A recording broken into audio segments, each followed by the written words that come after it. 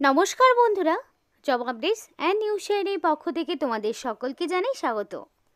তো বন্ধুরা, আজকে আমি কথা বলবো এসবিআই মানে স্টেট ব্যাংক অফ ইন্ডিয়ার পক্ষ থেকে বের হওয়া সম্পূর্ণ একটি নতুন আপডেট নিয়ে তোমাদের সাথে আলোচনা করব, যেখানে তোমরা রাজ্যের সমস্ত জেলা থেকে মানে 23 জেলার যে কোনো প্রান্ত থেকেই ছেলেমেয়েরা আবেদন করতে পারবে।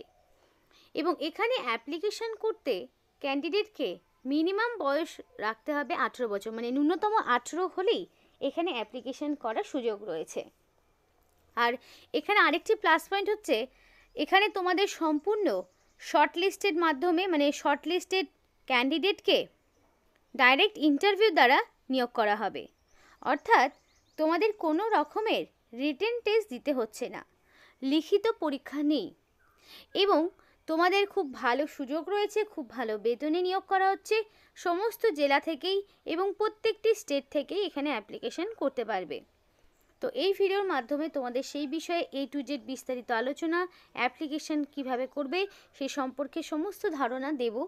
তাই ভিডিওটি স্কিপ না করে সম্পূর্ণ দেখো, তাহলেই বুঝতে পারবে ইনফরমেশনটি প্রত্যেকের জন্য কতটা গুরুত্বপূর্ণ হতে চলেছে। তো বিস্তারিত অবশ্যই তোমাদের সাথে শেয়ার করব, কিন্তু তার আগে প্রত্যেকের কাছে আমি একটাই রিকোয়েস্ট জানাবো যে যারা এখনও আমাদের এই চ্যানেলটিকে সাবস্ক্রাইব করোনি তারা ঝটপট চ্যানেলটিকে সাবস্ক্রাইব করে পাশে থাকা বেল আইকনটি ক্লিক করে দাও, যাতে করে পরবর্তী সমস্ত ইনফরমেশান পেয়ে যেতে পারো। তো চলো বন্ধুরা, দেরি করব না, এবার অফিসিয়াল নোটিশ নিয়ে বিস্তারিত আলোচনা তোমাদের সাথে শুরু করব। তো বন্ধুরা, এখানে অ্যাপ্লিকেশন করার যে লাস্ট ডেট সেটা হচ্ছে 2 তারিখ, মানে মার্চের 2 তারিখ হচ্ছে অ্যাপ্লিকেশন করার লাস্ট ডেট। তো 2 মার্চের মধ্যে তোমাকে কমপ্লিটলি অ্যাপ্লিকেশন সাবমিট করতে হবে।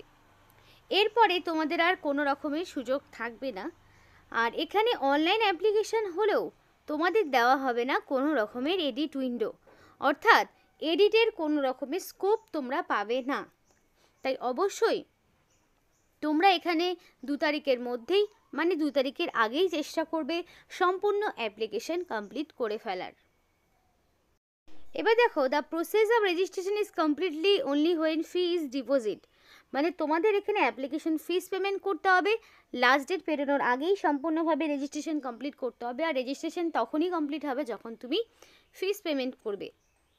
Before applying, candidate are requested to ensure that they fulfil the eligibility criteria for the post, অর্থাৎ অ্যাপ্লিকেশন করার আগে ক্যান্ডিডেটকে অবশ্যই এই বিষয়ে শিওর হতে হবে যে তার সমস্ত রকম এলিজিবিলিটি ক্রাইটেরিয়াগুলো রয়েছে কিনা, এবং ক্যান্ডিডেটকে অবশ্যই আপলোড করতে হবে সমস্ত রকম রিকোয়ার্ড ডকুমেন্টস, যেমন একটা brief resume, ID proof, age proof, caste certificate, educational qualification.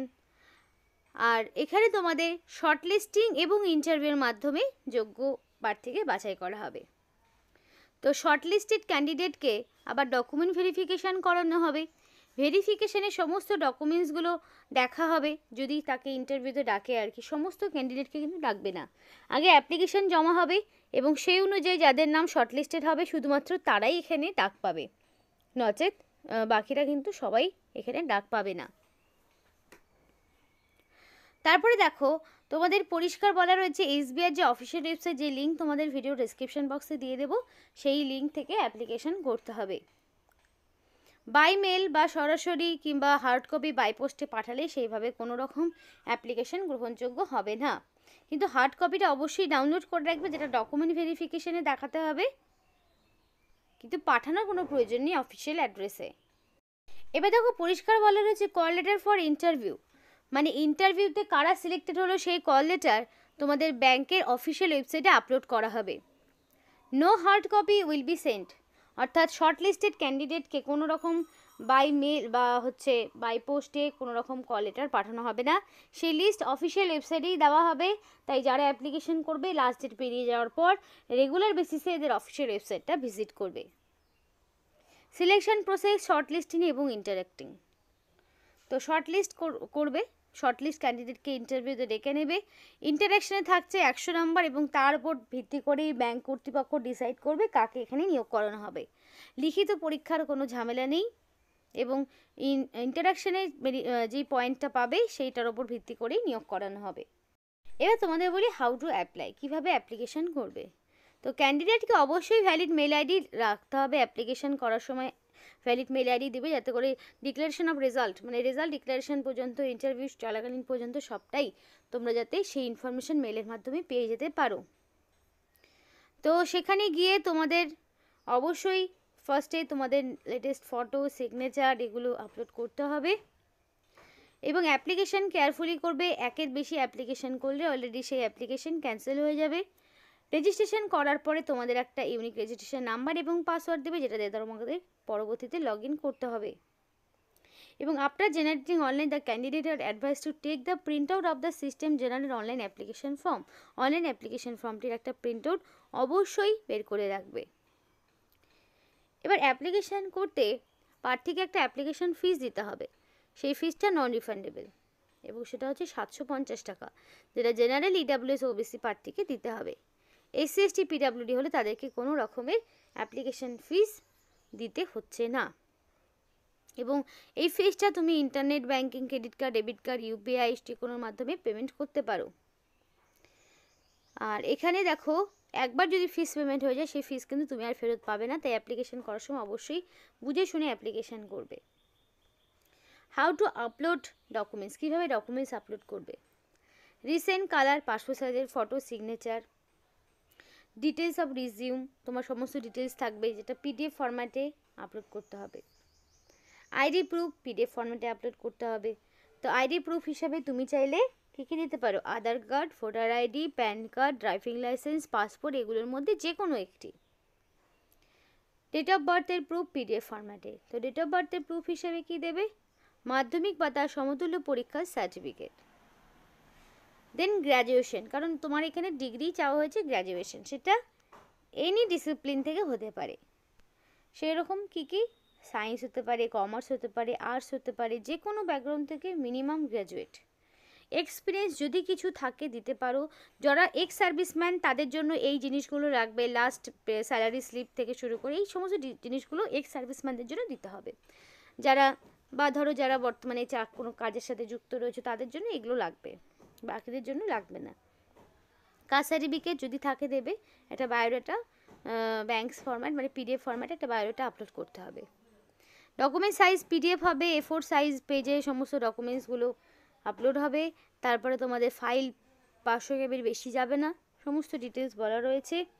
ফটোর বিষয়ে বলা রয়েছে 20 থেকে 50 কেবির মধ্যে হবে, ব্যাকগ্রাউন্ডটা হোয়াইট হবে, কোনো রকম গ্লাস টাস পরা যাবে না। সিগনেচারও আপলোড করতে হবে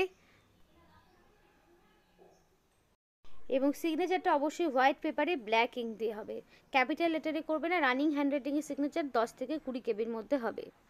সমস্ত রকম ডকুমেন্টসগুলো তোমাকে জেপিইজে এগুলো ফরম্যাটে দিতে হচ্ছে। তো দেখো হাউ টু অ্যাপ্লাই, এই যে লিঙ্কটি রয়েছে https bank SBI career current opening, এই যে পরপর ব্যাংকের অফিসিয়াল ওয়েবসাইটে যাবে, কেরিয়ার অপশনটাতে যাবে, কারেন্ট ওপেনিংয়ে যাবে, সবটাই পেয়ে যাবে। তো এখানে তোমাদের অ্যাডভার্টাইজমেন্টের নাম্বারটা দেখো বলা রয়েছে, এইটা হচ্ছে অ্যাডভার্টাইজমেন্টের নাম্বার। এই অ্যাডভার্টাইজমেন্টটা ভালো করে আগে ডিটেলস পড়ে নেবে, তারপরে অ্যাপ্লিকেশন সাবমিট করবে এবং পরিষ্কার বলা রয়েছে অ্যাপ্লিকেশন কারেকশান কিন্তু ফাইনাল সাবমিশন করার পর কিন্তু আর কোনো রকম কারেকশানের সুযোগ পাবে না। তাই যখন অ্যাপ্লিকেশন করবে সম্পূর্ণ ভ্যালিড ইনফরমেশান দিয়ে অ্যাপ্লিকেশন করার চেষ্টা করবে। তো এখানে বেসিক রিকোয়ারমেন্ট অর্থাৎ তোমার এখানে কোয়ালিফিকেশান কী চেয়েছে দেখো, minimum graduate in any discipline, অর্থাৎ যে কোনো শাখা থেকে যে কোনো সাবজেক্ট নিয়ে ন্যূনতম গ্র্যাজুয়েট হলেই তোমরা আবেদন করতে পারবে। তো এটা কিন্তু তোমাদের একটা গ্রেট অপরচুনিটি যে গ্র্যাজুয়েশন মানে স্নাতক পাস যাদের রয়েছে, আর অবশ্যই সেটা 1/1/2025 অনুযায়ী তোমাদের কমপ্লিটলি গ্র্যাজুয়েশন থাকতে হবে, তবেই কিন্তু তোমরা আবেদন করতে পারবে যে কোনো শাখা থেকে মিনিমাম গ্র্যাজুয়েট। এবার জব প্রোফাইল দেওয়া রয়েছে, কি কি কাজ করতে হবে সমস্তটা বলা রয়েছে, যে the internal ombudsman shall be an independent apex level authority of customer grievance, মানে কি কাজ করতে হবে সেই টার্ম অ্যান্ড কন্ডিশন সবটা দেওয়া রয়েছে। অবশ্যই নিজেরাও একবার অ্যাপ্লিকেশন করার আগে পড়ে নেবে। সম্পূর্ণ কন্ট্রাকচুয়াল বেসিসেই নিয়োগ হচ্ছে, সেই কারণেই কিন্তু লিখিত পরীক্ষা নেই, ওই জন্যই লিখিত পরীক্ষা নেই, কিন্তু কন্ট্রাকচুয়াল বেসিসে নিয়োগ হলেও এগুলো কিন্তু বছরে বছরে রিনিউয়াল হবে, তাই ছাঁটাইয়ের কোনো ব্যাপার থাকে না। আর তোমাদের এখানে ইন্টারনাল অডস তোমাদের এখানে ইন্টারনাল আইও এই পোস্টে তোমাদেরকে নিয়োগ করা হচ্ছে, যেখানে 51,000 টাকা পার মান্থ স্যালারি রয়েছে। সরি, এখানে বলতে ভুল হলো, এটা অ্যানুয়ালি বলা রয়েছে। অ্যানুয়ালি 51 লক্ষ টাকা রয়েছে, বছরের ইনকামটা মানে ইয়ারলি ইনকামটা দেওয়া রয়েছে, আর সেটা একদম ফিক্সড ইয়ারলি তোমাদের 51 লক্ষ টাকা তোমাদের দেওয়া হবে। তাহলে পার মান্থ তোমরা সেই মতোই হিসাব করে নাও, তাহলে কিন্তু মোটামুটি তোমাদের 48 তার বেশিই পাচ্ছ, মানে 48,000 টাকা পার মান্থ বা তার বেশিই কিন্তু তোমরা পার মান্থ স্যালারি পাচ্ছ। তো এটাই ছিল আজকে সম্পূর্ণ নোটিফিকেশান। দেখো এখানে নোটিফিকেশানের নাম্বার রয়েছে। 8 তারিখ থেকে অ্যাপ্লিকেশান শুরু হয়েছে, 2 তারিখ পর্যন্ত জারি থাকবে, মানে মার্চের 2 তারিখ পর্যন্ত জারি থাকবে। তো তার মধ্যে তোমাকে অ্যাপ্লিকেশান করতে হবে। তো এই ছিল আজকে সম্পূর্ণ ভিডিও। এসবিআই পক্ষ থেকে একটি নতুন নোটিফিকেশান নিয়ে তোমাদের সাথে আলোচনা করলাম। যদি ভিডিওটি ভালো লেগে থাকে অবশ্যই লাইক করো এবং চ্যানেলটিকে সাবস্ক্রাইব করে আমাদের সাপোর্ট করো, আমাদের সাথে থেকো, পাশে থেকো। আর ভিডিওটি সম্পূর্ণ দেখার জন্য তোমাদের সকলকে জানি